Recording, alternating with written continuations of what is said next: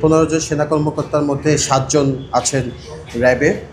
আমরা জেএনএসের পক্ষ থেকে ডক্টর মিস্টার তাবারক হোসেন ভূঁইয়ার এনএসসিসের পক্ষ থেকে আমি অ্যাডভোকেট মাহিদুল ইসলাম পলক এবং ভাই এসছেন। তো আমরা আজকে দিয়েছি 7 জনের পক্ষে ওকালতনামা দিয়েছি যারা র্যাবে কর্মরত ছিলেন। তারা হলেন colonel Anwar Latif, brigadier general MD Mahbub Alam,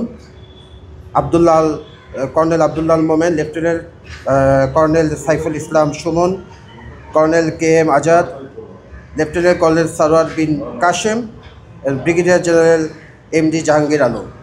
তো আজকে আমরা যেটা করেছি ওকালতনামাটা দিয়েছি এবং সেই সাথে আমরা চিফ প্রসিকিউটর বরাবর একটা পিটিশন দিয়েছি যেন ওই সংশ্লিষ্ট যে মামলাটা আছে সেই মামলা সকল কাগজ যেন আমরা হাতে পাই within a very short time. আপনারা কয়জন? আমরা আমাদের এই অ্যাসোসিয়েশনের পক্ষ থেকে আমরা 5 জন লয়ার আছি। 7 জনের পক্ষে 5 জন? জি, আমরা তো একটা অ্যাসোসিয়েশনের পক্ষ থেকে এসেছি, ল ফার্মের পক্ষ থেকে এসেছি। সেখানে আমরা 5 জন আমরা এখানে কানেক্টেড আছি।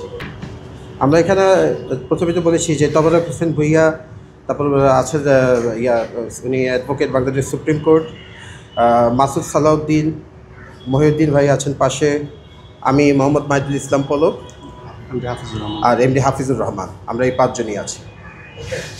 আচ্ছা ভাই, একটা বিষয় এটা হচ্ছে আপনাদের এই যে আইনি সুবিধা দেওয়ার জন্য আপনাদের যে প্যানেল, এখানে যে আপনাদের যারা ক্লায়েন্ট আছে এদের এই যে লিগাল যে খরচ এটা কি পার্সোনাল জায়গা থেকে আসছে নাকি সেনাবাহিনীর তরফ থেকেও বাহিনীর থেকে খানিকটা হেল্প করা হচ্ছে? এটার ব্যাপারে আপনার কিছু দেখেন, আমরা আজকে কথা বলতে এসেছি, আপনাদের সাংবাদিক ভাইরাই বলেছেন যে আজকে কি হয়েছে সেটার উপর বেস করে কথা বলার জন্য। এটা তো আসলে এই মামলার সাথে রিলেভেন্ট না। কেন না, আপনি তো এখানে তাদেরই করছেন, আপনি তো বলছেন যে না ওটা ওনারাই করেছেন।